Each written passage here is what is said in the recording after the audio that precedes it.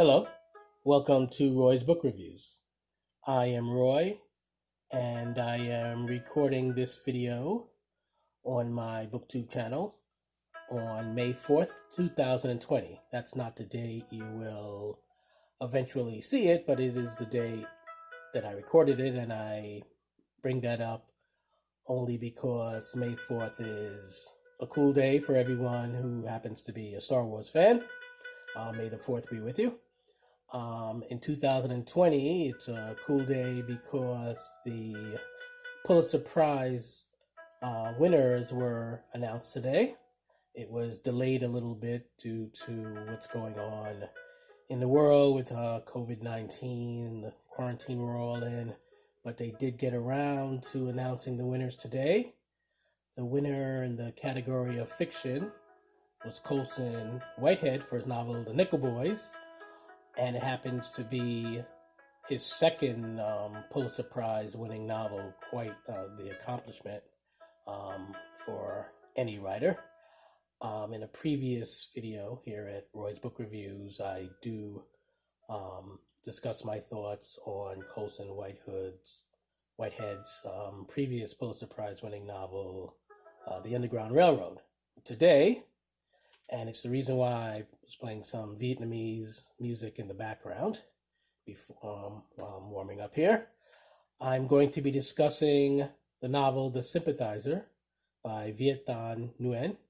Hopefully I said his name correctly. I did practice. And The Sympathizer also won the Pulitzer Prize for fiction just a couple of years back. So I am going to now tell you a bit about it, reading from the words of my review at Goodreads, where I wrote that The Sympathizer is a skillfully written book, primarily a novel of ideas. It explores the nature of being two-sided. The narrator of The Sympathizer is the product of an American father and Vietnamese mother. This makes him a bastard, unable to be fully accepted by either culture, or so it seems to him. As an adult, he becomes a spy, towing the line between identity as a capitalist American and a communist who will never spiritually leave his homeland. He is both unfeeling and remorseful.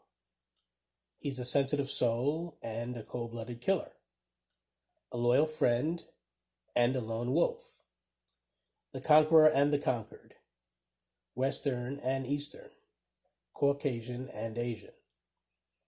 While these ideas are quite interesting to examine, and they're explored with beautiful command of language, this was not a book that generated much emotional attachment, at least not for me. My favorite types of novels are those that wrestle with ideas while also providing characters who we relate to and care for, so that as the writer places them in various situations, such as falling in love, being betrayed, finding themselves in mortal danger, whatever the case may be, we readers are caught up in these moments because we are living vicariously through them. With The Sympathizer, there was an emotional distance I felt between what was happening to the narrator and my reaction to it.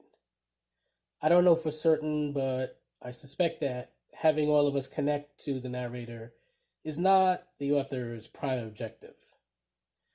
The narrator is primarily a vehicle through which Viet Thanh Nguyen drives home his points about what is worth living for rather than dying for. It features a twist that you may or may not find shocking, but this is not so much a book of plot, aka what happens, as it is a book of philosophy, aka why it happens and if the reason even matters. A novel I would compare The Sympathizer to in tone and beyond is Ralph Ellison's Invisible Man. Both are masterfully written. Both give us plenty to mentally chew on. I recently read another spy novel, American Spy by Lauren Wilkinson. That video is already up, so if you have not seen it yet, please go check it out. If you read it, let me know if you agree with my thoughts about it. Um, Wilkinson is less poetic and inventive and playful with tongue in or out of cheek metaphors than Viet Thanh Nguyen. And while I enjoyed Wilkinson's debut novel, a main complaint I had about American Spy is that it was too uneventful for what I wanted from it. Perhaps I'm spoiled by James Bond movies and so expected wall to wall action, being that it's a spy story and it's even called American Spy. The Sympathizer delivers more than American Spy in that regards, particularly in the closing section, which features, I would say, the best written torture scene I can recall since reading William Goldman's magnificent Marathon Man years ago. If you've read that book or perhaps seen the movie with Dustin Hoffman, you know the scene that I'm talking about.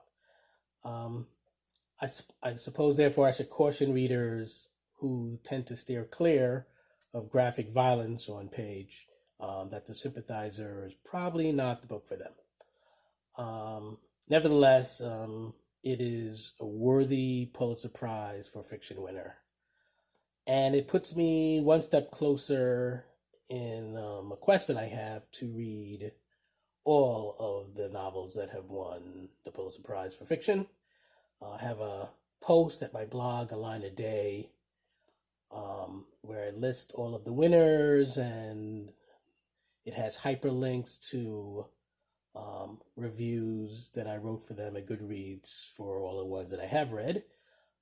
Since I have finished the Sympathizer, I now need to go there and add a link to this review, as well as adding Colson Whitehead's latest Pulitzer Prize winner to the list. That is basically all I have to say. This is a little bit shorter than my usual review. When a book is, so magnificently written, sometimes I have fewer things to say about it than a book where I nitpick a bit and say, well, this is what I liked, this is what I didn't like so much. I'm not saying that this is a perfect book, at least not a perfect book for me, due to the fact that, as I said, I wasn't especially attached to the character. I was just kind of watching him the way you would watch fish in an aquarium. Not so much concerned about them, but just, curious to see them, going about their day to day in the world that is completely foreign to you and fascinating because it is so different. And certainly the life of a spy who is living here in the United States while his heart is back in Vietnam, and he is dreaming of avenging what happened in that war, and he does what he can, and it is a very interesting story and tremendously written, and I am looking forward to reading more books from this very talented author. Until then, once again, may the 4th be with you. Happy Pulitzer Prize Day. Though it won't be Pulitzer Prize Day when you see this video, but every day should be Pulitzer Prize Day. Happy reading. All the best. Stay safe.